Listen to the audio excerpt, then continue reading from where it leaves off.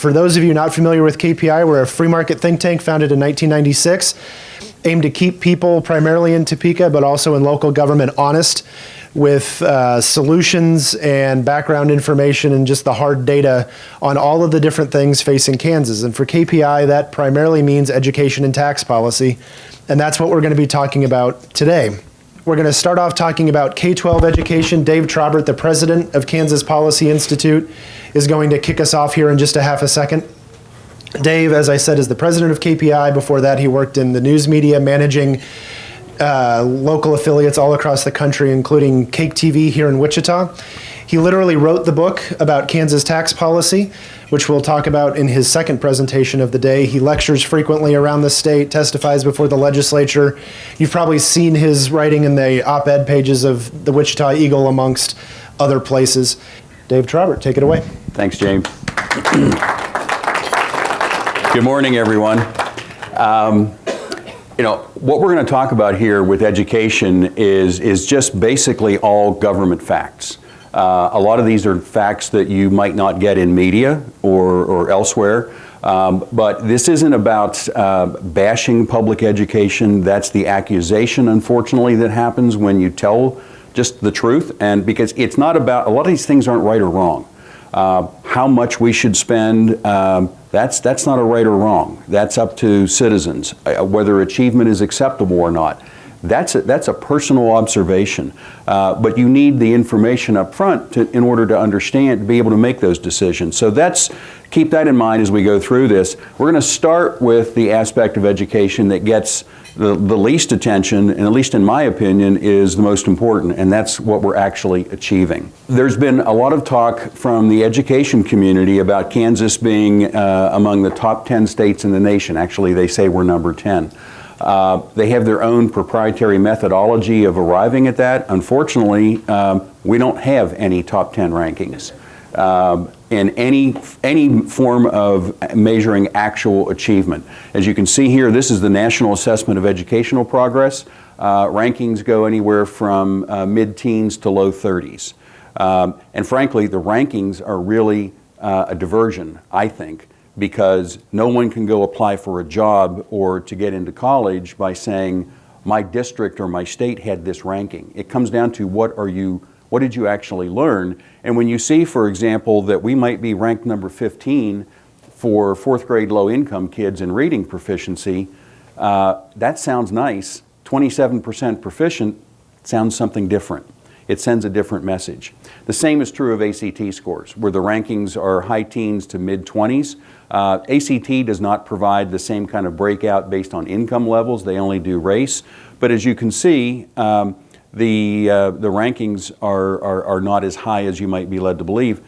And again, what's the percentage of kids are considered college ready? These are Kansas scores.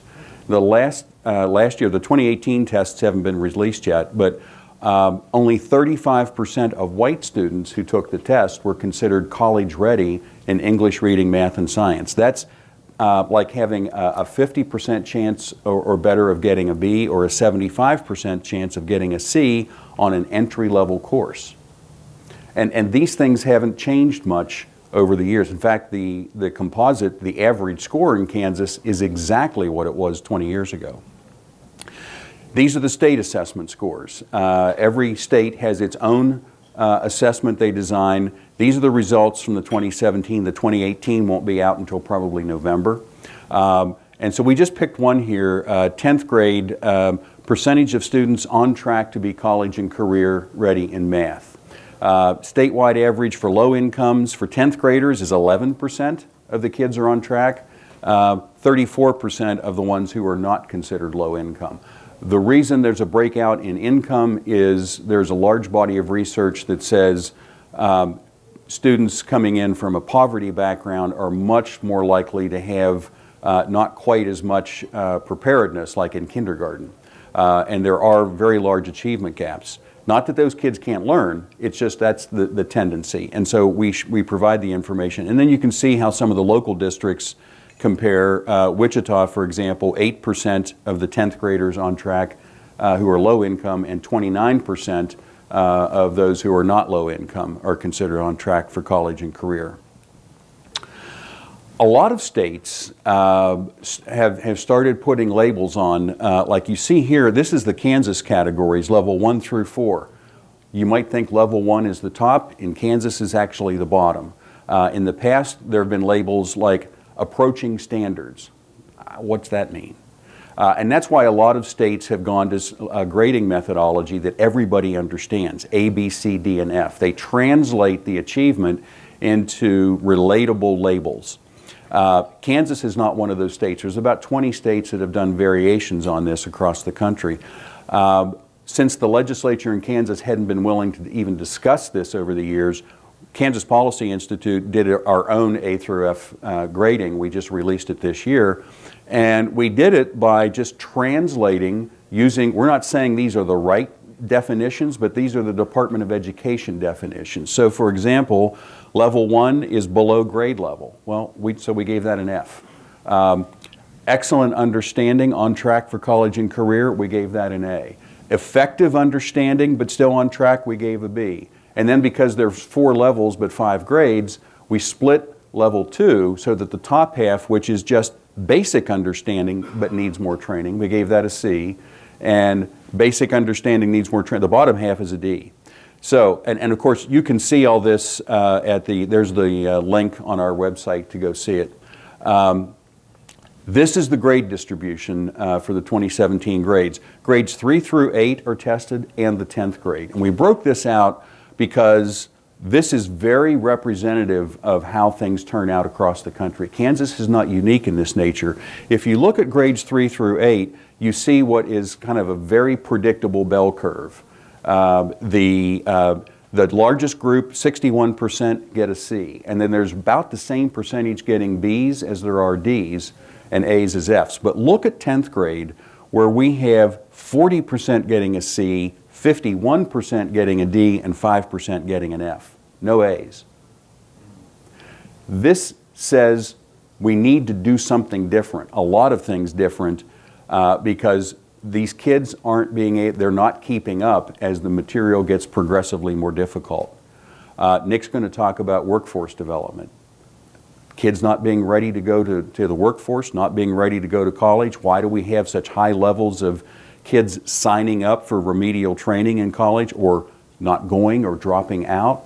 Well, this is a good indication of what, I'm not saying what we need to do, but obviously something needs to change as we see this. Here's some of the grades, and I'm not going to go through all this. These are some of the grades for the high schools in this area. And you can see there's one B in this area, and it's Mays South. C's and D's everywhere else.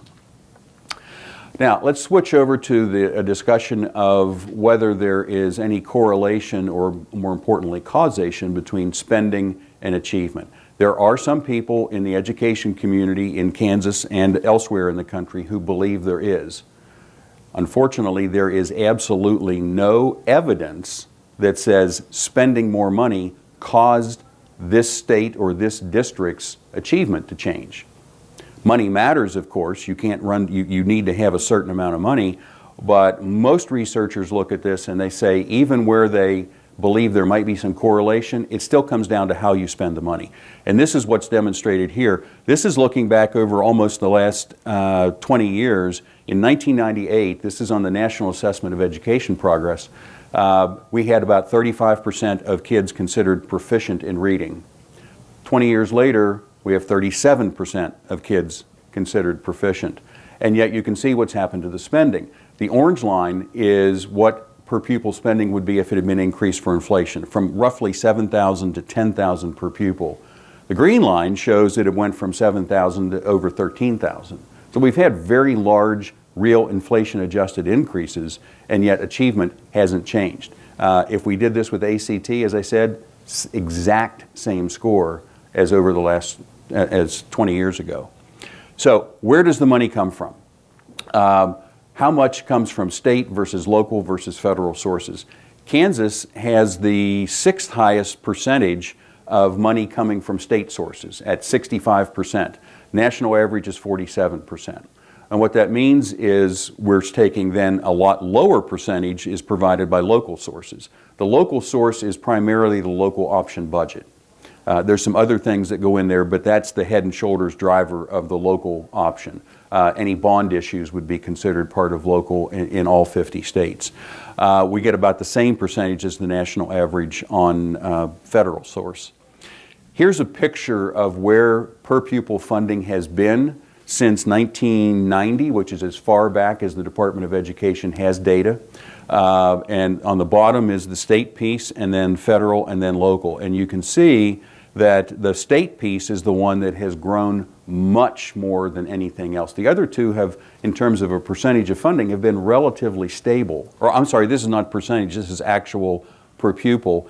And it includes the Department of Education's estimate of where funding will be in 2023 if the legislature follows their estimate of adding another $365 million on top of what's already been approved. It will get to $16,520 per pupil by 2023, and that assumes no change in federal funding and just nominal, very small change in local funding. The local piece will go up because more state money allows schools to get more local option budget money. They don't have any way of estimating how much that will be. We know it will go up, we just don't know how much. So we just this week got, we're going to write about this probably tomorrow. We'll post a story. $13,620 is the new record that was set for the school year just ended. A little over $9,000 of that comes from state aid, about $1,000 federal, and about $3,500 per pupil on average from local aid.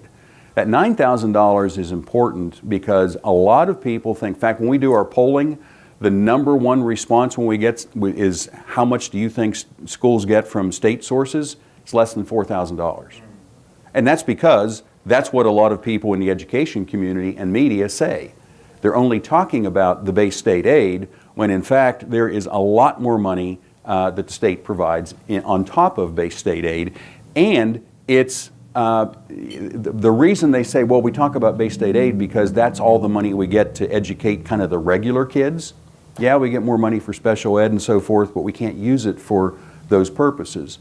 The reality is there's more than $2 billion of unrestricted aid provided on top of base state aid. And there's also, it's things like equalization money. That's $500 million itself.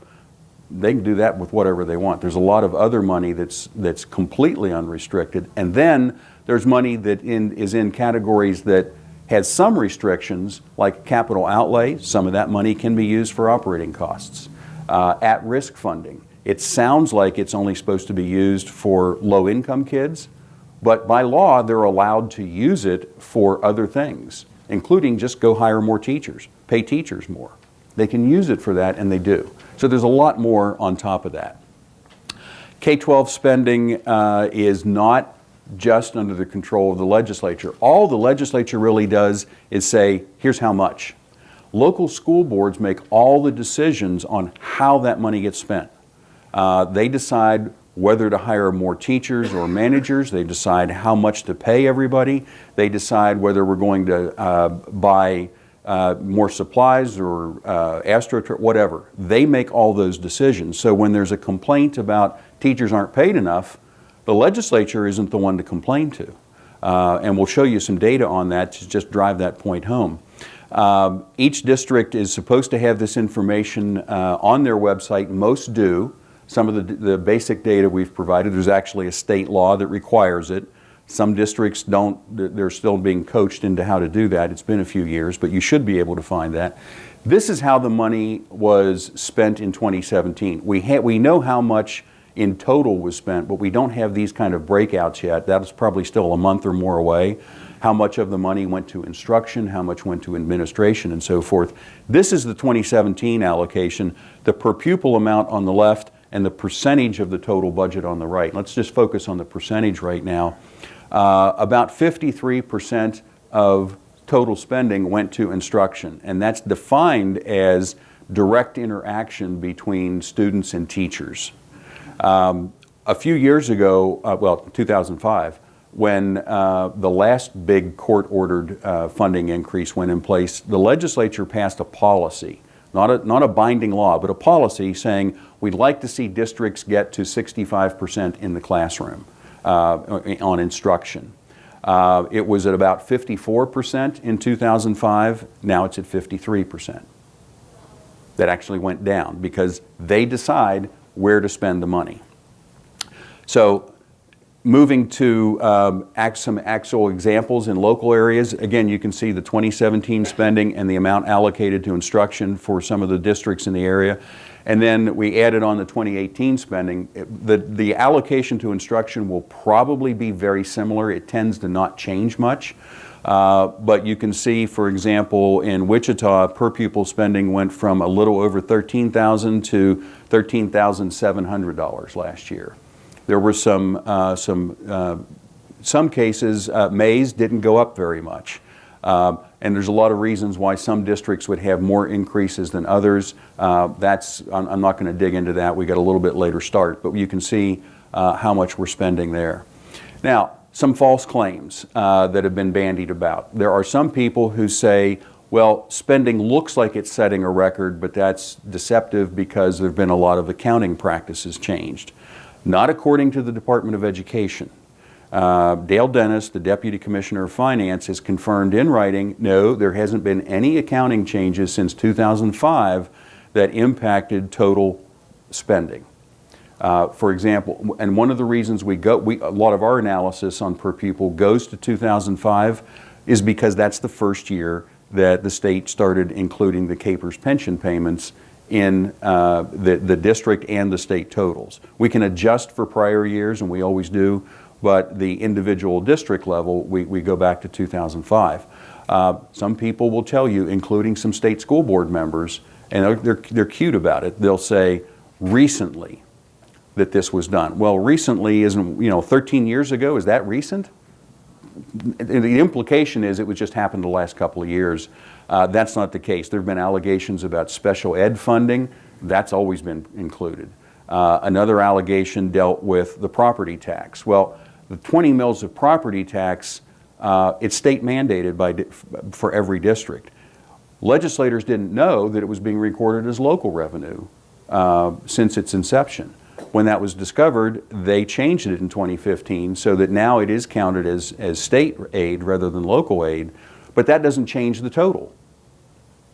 So you can, there's been a lot of those things. I want to switch over to cash reserves now. Again, we just got this data. We wrote a piece about it Monday. Operating cash reserves set another new record at $952 million on July 1. That was up from $928 million, I think, the year before. And in 2005, you can see over here, it was $468 million. Government funds operate just like your personal checkbook. If the balance is at the end of the year is higher than it was at the beginning of the year, it means you made more deposits than you wrote checks. And that's the way it works for government. So every agency, every school district, every family needs some degree of cash reserves.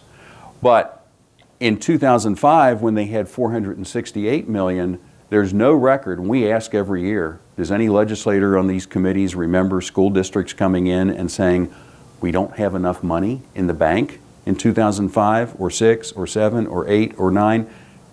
And of course that wasn't the case. It wasn't discovered until about 2009 or 2010 that they even had this money because it wasn't provided publicly. We discovered it and since then have worked with the legislature to remove a lot of the restrictions. So a good chunk of this money could be used right now.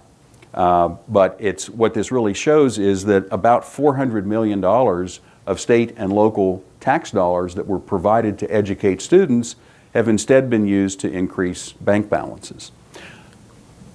Now, employment and enrollment. Since 1993, we've seen a 10% increase in enrollment in Kansas and a 15% increase in classroom teachers. Now, how many of you have heard complaints about class sizes getting bigger and bigger? You've heard that? Okay. Well, and I'm not doubting that, but if you're having class sizes get bigger and bigger while you're reducing the student-teacher ratio, you have a management problem. It's how they're allocating those resources. It's whatever decisions, and there are probably a wide number of them that are made by local school boards and administrators, that's causing the increase in the class size, because the teachers are growing faster than the kids are. The last two columns, managers are up 36% and other non-teachers are up 40% over that period. Now, think about the complaints you've heard about low teacher pay. It's not only a decision left to local school boards, this explains why. It's part of the reason that teacher pay hasn't kept up with inflation. It's because the money has been spent elsewhere. One of our colleagues did a national study and looked at all 50 states on this very issue. It was called the staffing surge. And he looked at, I think it only went through 2015, but Dr. Scafferty found that in Kansas, if managers and other non-teachers had grown at, say, 10%, just keeping up with students, the money that would be saved by that would give every Kansas teacher a $13,700 pay increase permanently. It's how we choose to spend money that the teachers have kind of been left behind by the decision of local school boards. A little bit of money, a little bit of talk about school funding lawsuits. A lot of people say they're upset with the Kansas Supreme Court for intervening in school finance. We look at this and say it's not so much an issue with the Supreme Court as it is with this Supreme Court. Because in 1994, the Kansas Supreme Court said those 15 words in the Constitution about making suitable provision for finance of the state's education interest is not about a level of funding. It's about a system of funding. The next sentence says, I'll paraphrase, and you can't charge tuition. It's about having a system. Have a formula, figure out how much is state, how much is local, whatever. Don't, as opposed to just, what do you want to spend this year? Make it predictable. Since then, this Kansas Supreme Court has said, no, we're allowed to tell you not only how much to spend, we can tell you when to spend it, we can tell you when to write laws, when to have them ready for us to review and everything. In 2005, the Montoy Kansas Supreme Court, or the decision in Montoy, said you have to spend $853 million. It was very specific. The legislature came back with $775 million, and the court said, close enough. In 2010, the Gannon suit was actually filed on Election Day of 2010. And it was, again, saying we're not getting enough money. Well, the first time, it was almost 4 years later, in March of 2014, that it finally got to the Kansas Supreme Court. And what the lower court had said, yep, underfunded, and they went through the same methodology as the Montoy Supreme Court. Except this time the Kansas Supreme Court said, you guys used the wrong test. They'd actually used the same test that the Montoy Supreme Court used. But this time the Supreme Court changed its mind. They said, no, it's not about base state aid, or just. It's not about just how much you're spending. Adequacy is determined when kids are meeting or exceeding these, they were called the Rose capacities, certain academic standards. And it's not just base state aid, all funding should be considered. And they told the lower court, you guys used the wrong test. Because those cost studies that you based it on are more akin to estimates than certainties. And so, now that was 2014. One of the reasons that they backed off of cost studies was that he was then just a KPI scholar, Caleb Stegall. Now he's Supreme Court Justice Caleb Stegall, found that the people who did that cost study in 2001, Augenblick and Myers, didn't follow their own methodology. They admitted it in their report. They were supposed to take efficient spending into account, and instead they just said, actually what they said in their report was, well, to count efficiency would possibly preclude that some districts did better just because they spent more. It's like a teenager excuse for why they didn't get better grades on their homework. It's nonsense. So they didn't follow their own methodology. Finally, the Supreme Court said, okay, they're more akin to estimates. Well, There was also people who have since said, no, that's legislative post-audit study that came out in 2006. That the state's own study said you have to spend more money. No, it didn't. All you have to do is go as far as page 2 in the introduction, where legislative post-audit says this study is not intended to and should not be used to set school funding levels. All we did was take the set of variables given by the legislature and said, if you do, based on that, it would be this, following the Montoy decision. But if you give us a different set of variables, we'll give you a different set of numbers. They also said that they didn't take efficiency into account because they weren't asked to. Auditors just do what they're asked to do. So again, this was not, but there are, and a lot of the folks who are saying the state's own, because they know that's not true. It's very clearly stated in the audit that that's not true. Another misleading statement is that this audit said they found a correlation, a high correlation of spending more money and getting better results. And that is in there in one little throwaway section. In the place where they were charged with answering the question of whether there's correlation, they said it's mixed. Some researchers believe there is, others believe there's not. There needs to be more research into this. So where did that little throwaway statement of 99% correlation come from? Well, they looked at state assessments, and they said, well, the spending went up and here's what happened with achievement. What we don't know is whether the auditors were aware that the Department of Education had dramatically lowered the performance standards in the preceding years. Like, for example, I'm not kidding, in 1 year, we went from having 37% kids proficient to 65% proficient. All we did was lower the cut scores. We don't know if they were aware of that, but we do know that if they had performed their test against the National Assessment of Educational Progress or against ACT, they couldn't possibly have come to the conclusion of correlation because those scores weren't changing. And if you have two sets of scores not changing and one changing, right there you can't draw any kind of conclusions. That's what statisticians would say. So what happened in the June 18 opinion? They said it's still not enough. Base state equity is good. Base state aid might need to be a little bit higher, but they really pushed hard on making some inflationary adjustments. And the Kansas Supreme Court, or the Kansas Department of Education, says that might be around $365 million more that's needed. So, and they're going to have to look at that in 2019. Now, remember, they said a very specific amount in Montoy, $853 million. Well, there's been a lot of legislative pushback on, wait a minute, the Constitution doesn't allow you to set funding. It vests spending authorities totally with the legislature. So what they've been trying to do now since then is what we call the Goldilocks option. They're saying, no, it's not enough.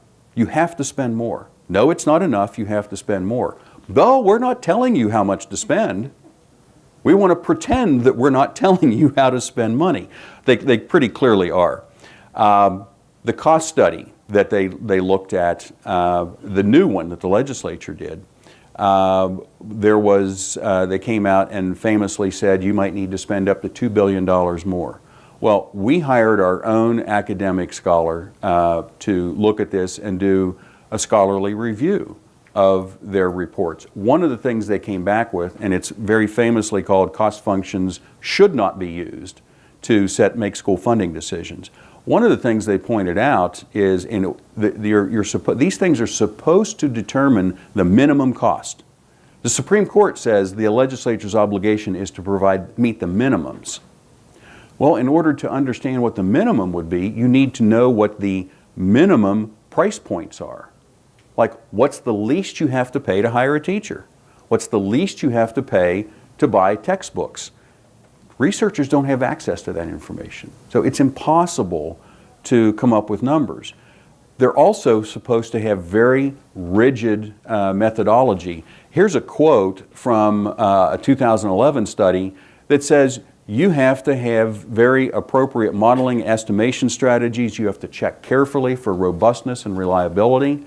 In other words, you have to run these tests several different ways and make sure that the results are coming in within like a 95% confidence interval. Now, the last author of that study, Taylor, was the lead author on the West Ed cost study. And she didn't apply any of her own recommended methodology.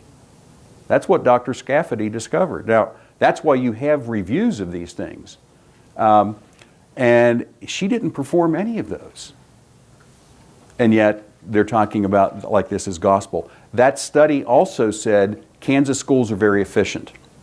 And so the education community and the media has leaped on this and said, aha, we can't cut spending. We're very efficient. Well, that's not what she was talking about. When you and I think about efficiency, we're probably thinking things like, could we get the same results for spending and still spend less? Like, could we buy the materials cheaper? Do we have to have 286 school districts with 286 of everything? Well, no. That's not what she was talking about. What she was talking about was a cost per unit of output. So here's a simple example. 3 states spending $12,000, $13,000, and $15,000, and their graduation rate. If you divide spending by graduation rate, so $15,000 divided by 90 is $167 spent per point of high school graduation versus $148 and $150. So state 3 spent less per pupil, and they were more efficient than state 1, but state 2 spending $13,000 is of that, they're the most efficient at $148. That's the function she was talking about, cost per unit of output. And yet, and everybody in schools know that. The officials know that. They're deceiving, and teachers are the ones who are being deceived the worst into saying, see, we can't cut any spending. We have to spend every penny we're doing. We've got the blessing of this cost study. This is an example, and I'll go through this very quickly. This map is from 2009, and it shows the green states have the best, the highest average scale score, yellow is in the middle, and the orange are in the lowest. Now, Senator Daniel Patrick Moynihan looked at something like this at one point, and he wanted to make a point, and he said, well, gee, it's pretty clear that the northern states have better outcomes. Therefore, the solution to get better achievement is to move schools closer to the Canadian border. And that, yes, of course, that's absurd.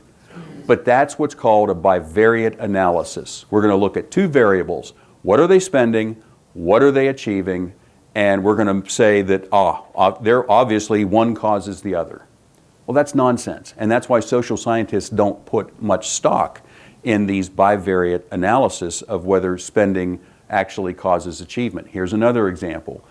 In the blue box, you see 8 states that had about almost identical proficiency levels. 1 state on the top, New York, spent $25,000 per pupil. 3 states on the bottom of spending levels spent less than half what New York spent, and they got the same outcomes. Example after example after example. There is no evidence that simply spending more causes things to get better. In New York, we do a comparison. This is something from Dr. Scafferty's study. $10,000 per pupil spent in Florida, almost $13,000 in Kansas, almost $23,000 in New York. Now, look at what happened over time. Between 1998 and 2015, with an inflation-adjusted spending increase of just 4%, Florida, low-income kids in the 4th grade, gained 30 points on the NAEP. 30 points is the rough equivalent of 3 years' worth of learning. Big, big gains. Kansas had a 39% inflation-adjusted increase and gained 2 points.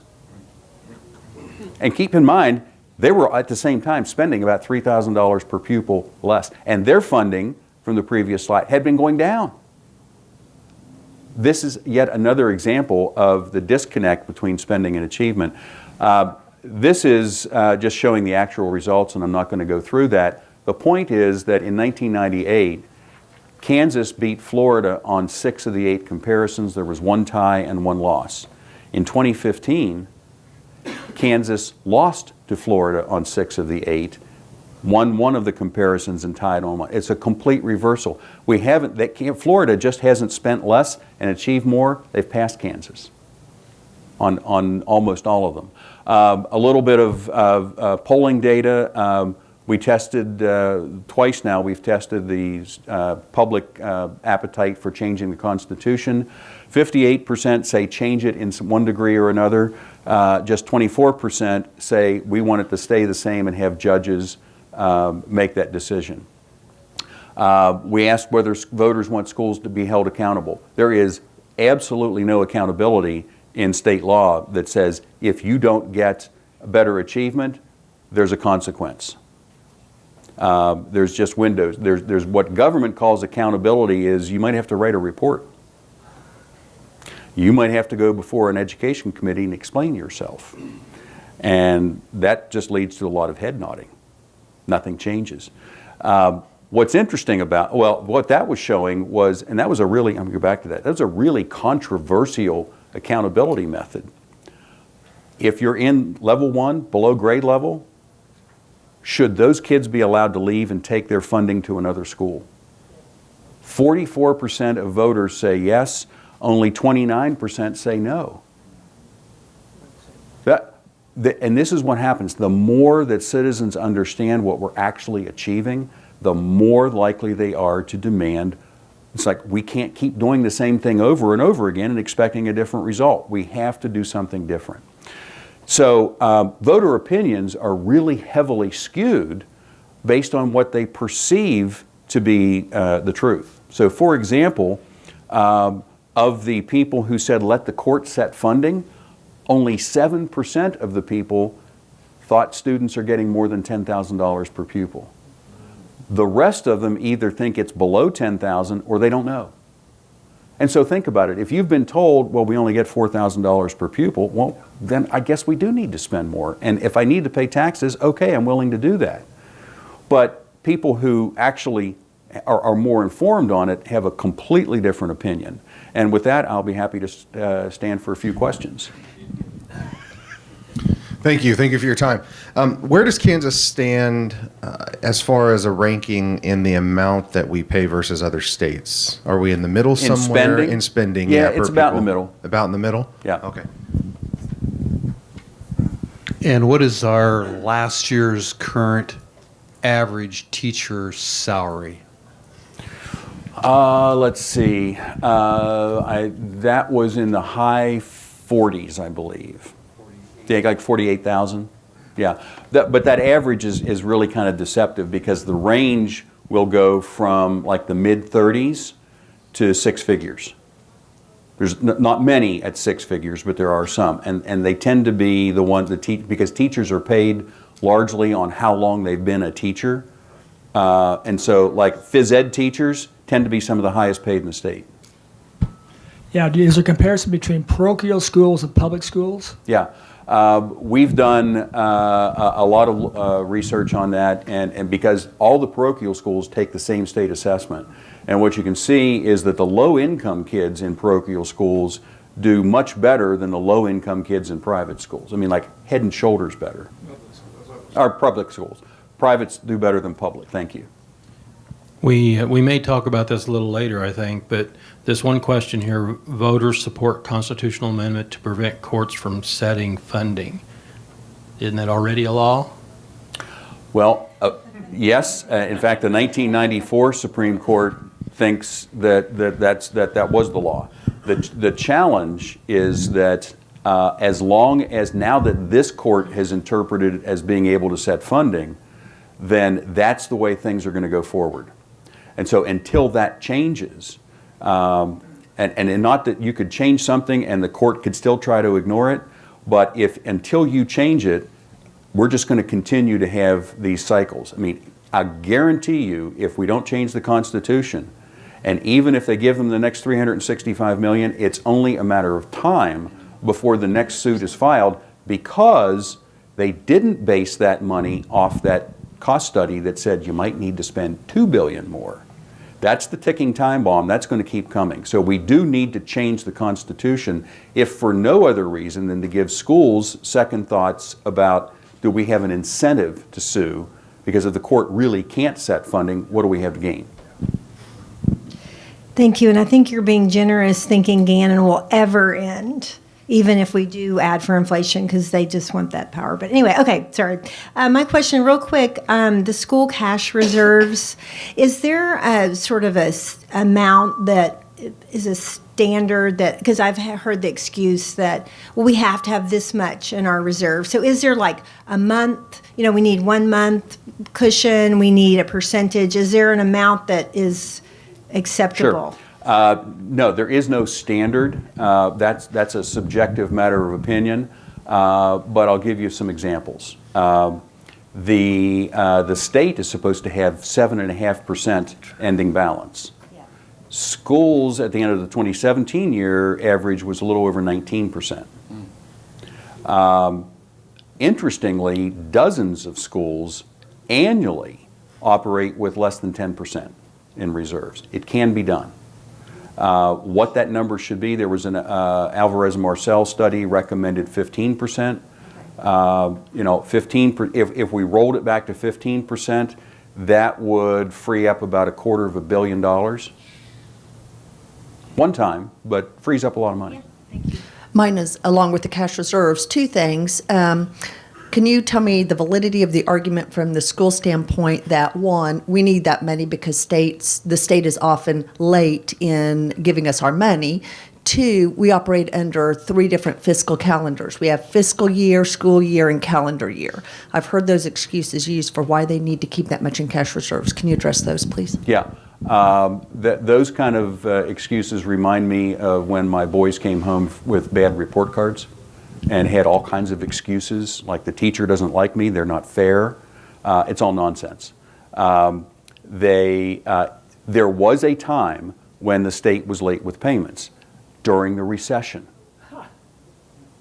It's been, this is 2018, it's probably been more than 6 years, maybe 7, since the state was a little late with the payment. So that's the dog ate my homework. In terms of, we need this because we have to have, what was the other excuse? I've heard it's because we operate under 3 different. Oh, no, that's nonsense. That's nonsense. No, that's, I've had a yeah. CFO tell me that many times. No, no.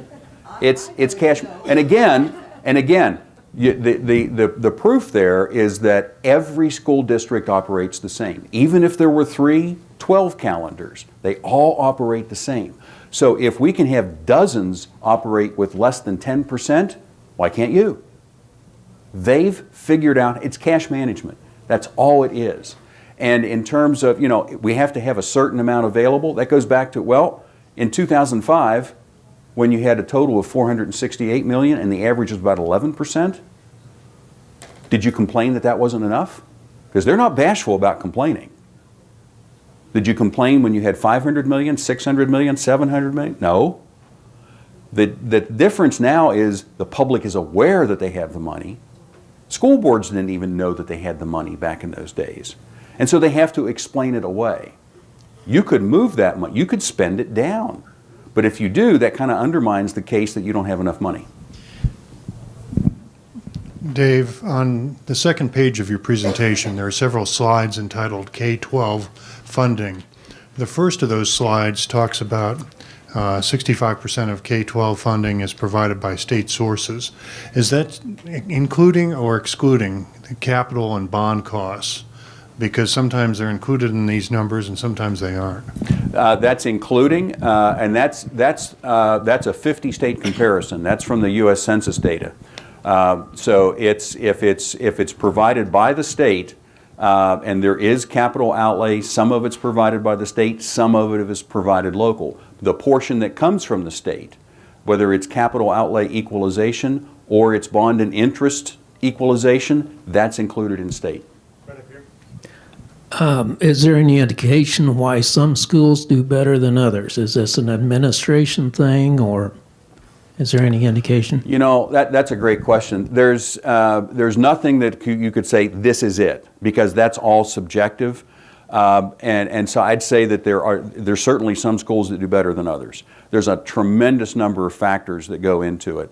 I'll give you one example though, because a lot of some things might not be controllable, but even I'd say nothing is uncontrollable.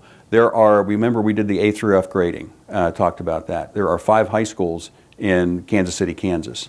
4 of them get Fs. The other one gets a C. And even when you compare the performance of low-income kids, this one high school is head and shoulders above the other. The difference is that to get into that high school, you have to have a good attendance record, a good behavior record, and you have to have a good GPA. And you have to keep it. Or you get booted, and you go to one of the F schools.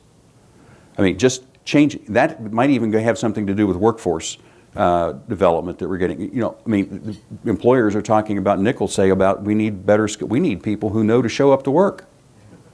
Part of that is like, there's a consequence if you don't do your homework. You don't get another month to turn it in. Right back here. Yep. Just real quick, I'm pretty sure I read this on your site a while back, and I just want to see if you can elaborate a little bit. Read there's 2 school districts here in Kansas, Wichita being one of them, apparently filing a lawsuit, basically for more money. You know anything about that? And if you could elaborate on it. Well, yeah, that's the Gannon lawsuit. Wichita is one of 4 plaintiff districts. The others are Hutchinson, Garden City, and Kansas City, Kansas. Yeah, now, those are the 4 plaintiffs. There's actually, it changes every year, upwards, averaging about 40 school districts that are kicking money in to pay the attorneys, and that every dollar they're kicking in to do that is discretionary money that could be used on instruction. All right, last question right here. The first slide has the NAEP results 2017. Are those based on all public schools or all students across the state? Public schools. Okay. All right, thank you, Dave. Thanks. Is Nick